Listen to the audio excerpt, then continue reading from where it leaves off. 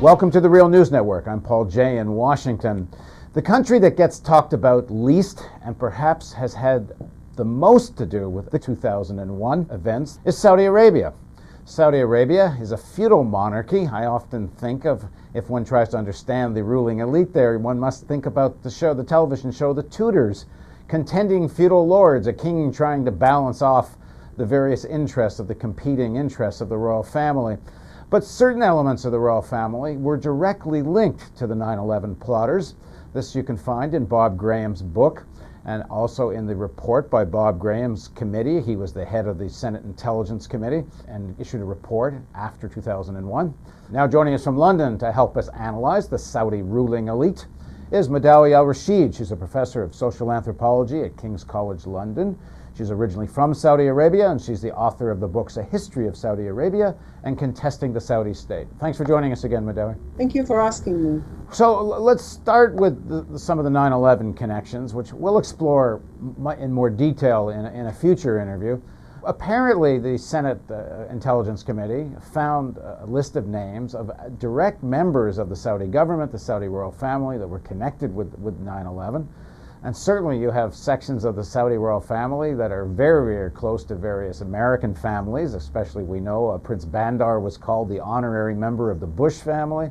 Deconstruct these alliances and who rules Saudi Arabia? Well, we've got the Al Saud, and there are no exact figures about the size of this sort of dynasty, if you like. Some say that there are 7,000 of them. Now, not all of them are important, although all of them receive government salaries, monthly salaries from the purse. Now, there are probably, I would say, around 100 people from this family who rule Saudi Arabia, but the most important one are the king, the crown prince, minister of interior, minister of foreign affairs, the governor of the big urban cities, for example, governor of Riyadh, the governor of the eastern province, governor of the western part of the country. So we're talking here about something like 10 people who rule Saudi Arabia. One thing that has happened to the Saudi state is it's no longer an absolute monarchy run by a king. It is almost like multiple fiefdoms. Each of those 10 princes, if you like, have a ministry attached to him. And in a way, he has his own budget. He employs a lot of people. And he rules as if he's an independent fiefdom. And therefore, the king, especially King Abdullah, who is very frail now, is an honorary figure. He's about 88 years old or something now? Something like that. He is very old. And these various fiefdoms, a couple of them are attached to a military force. So, for example, the Minister of Defense, whose son is his deputy, Prince Sultan, and his son, Khalid, run the Ministry of Defense. Then you have the king himself, who, in addition to being king, he used to be the head of the National Guard, and this is another military force. Then you have Prince Nayef, who is the Minister of Interior, and his son, Mohammed bin Nayef. He runs this sort of the internal security, the police force, the intelligence, and they control quite a lot. And they control also things inside Saudi Arabia. But at the same time, they have increased their power over the last 10 years because of the war on terror. The war on terror allowed the Ministry of Interior to use that as a pretext in order to basically eliminate opposition, free speech, any kind of mobilization at the level of society. And they had an unlimited budget to train their forces, to purchase cameras, surveillance, technology. And also, as a result of this, the Ministry of Interior became extremely powerful in Saudi society. Apparently, it employs something like 800,000 Saudis in various jobs. Just in the Ministry of Interior? Just in the Ministry of Almost Interior. 1 million people. Yes. Almost. They are directly on the payroll of the Ministry of Interior in various jobs. So basically here we have these fiefdoms that exist, and each prince had made it clear that his son is going to inherit his position in that ministry. And the country, therefore, is run not as a single entity. And each prince is basically increasing and maximizing his income, maximizing his influence, while waiting to become king. And to just give you an example, how this has made Saudi foreign policy completely chaotic. We know that Prince Saud al Faisal is the Minister of Foreign Affairs. But foreign affairs are not actually run by Saud al Faisal alone. When Bandar bin Sultan was the ambassador in Washington, he was basically doing what he wanted to do in Washington, regardless of what Saud al Faisal thought. In terms of the regional. And we should say it is Bandar, who was in Washington, who's known as the honorary member of the Bush family. And apparently, the day before 9/11, on the 10th, he was apparently in the White House meeting or having a toast with President Bush, as it's been described. Yes, but the interesting thing is, even when he was removed from the office, from the ambassador's office, and Turki al-Faisal became ambassador in Washington, it was so clear that Bandar was continuing to act like an ambassador. And Turki al-Faisal didn't last long in the job, and he returned to Saudi Arabia. So in terms of what happens in the Arab world, it is very clear also that, for example, the Minister of Interior, Naif, he runs the Tunisian file, and he used to have very close connections with the deposed Zain al-Abidin bin Ali, who lost his job as a result of the Tunisian revolution. Yemen again is not run by Saud al-Faisal as the foreign minister, but Prince Sultan, who was the Minister of Defense, used to have the Yemeni file as his file, and he would deal with Yemeni affairs. At the same time, Syria. It is well known that Syria was actually the domain of King Abdullah until very recently. And therefore, this sort of multiple actors in the Saudi state influence the way foreign policy is conducted. Each one of these princes has his own interest. And this possibly had a severe impact on 9/11 and on the Afghan file.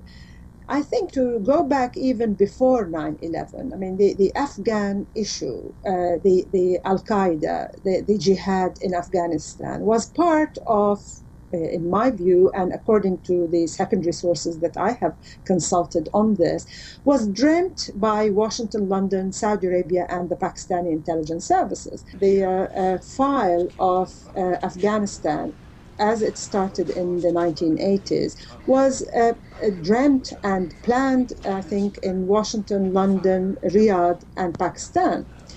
And Al-Qaeda itself was part of the strategy to defeat the Soviet Union. But I think we hear in many Western capitals now that they have learned the hard way.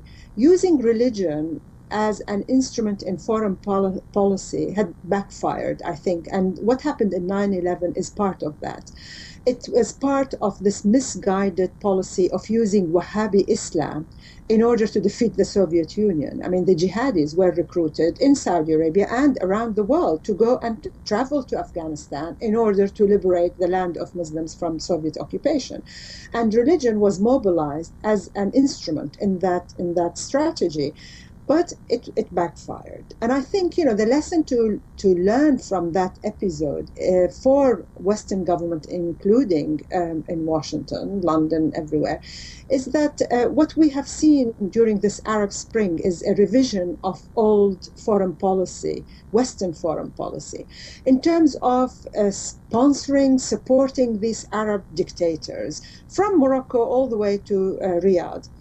And this kind of realism in foreign policy made the West the enemy of the people of the Arab world. Western governments that preach democracy and freedom and human rights are actually supporting dictators. I mean, Mubarak was receiving money from American taxpayers, money, in order, for some reason, they used the Al-Qaeda, especially in the last 10 years, in order to frighten the West and therefore blackmail the West. These dictators were using this game and in a way trying to blackmail Western governments, and they benefited by this sort of silence against their excessive abuse of human rights and their corruption. Let's go back to this issue of the princes, their own fiefdoms, the kind of different foreign policy, who gets to control foreign policy.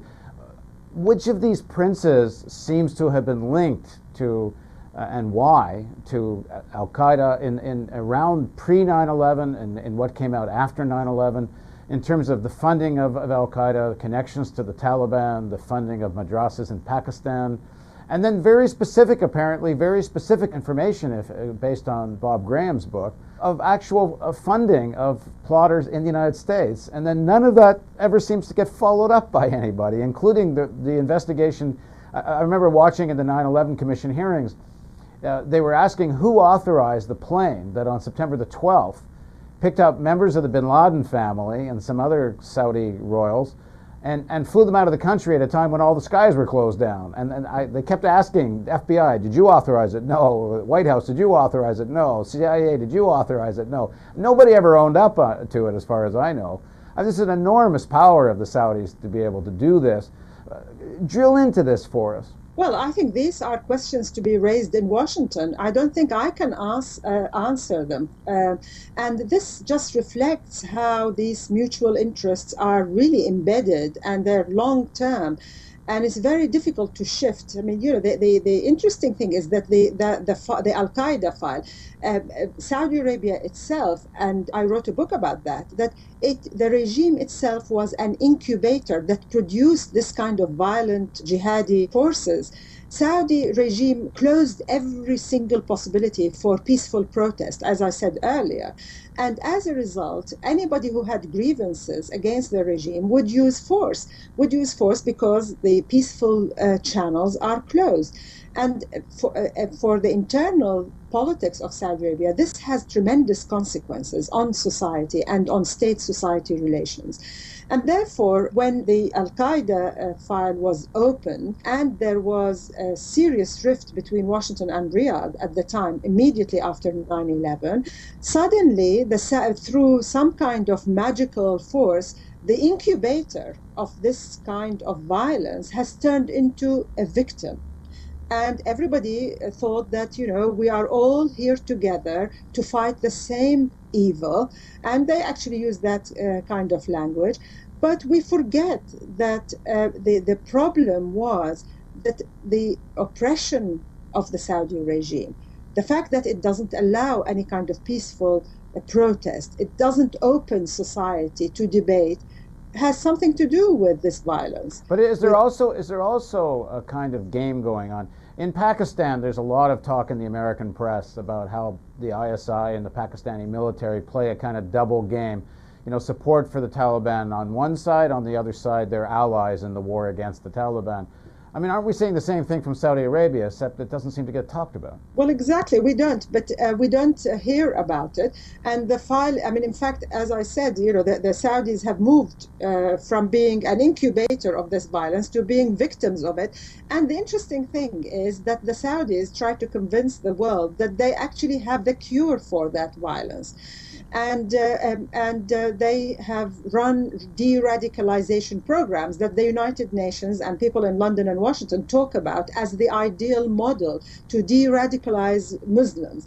And it's very interesting how sort of, a country that has produced those people has the cure. So, it is basically using the same ideology that produced Al-Qaeda to cure Al-Qaeda, which is fascinating to observe as an academic question. But for those people who are making policy, they really have to take note here and revisit these kind of assumptions and open old files that are continuously being closed because of this sort of economic interest.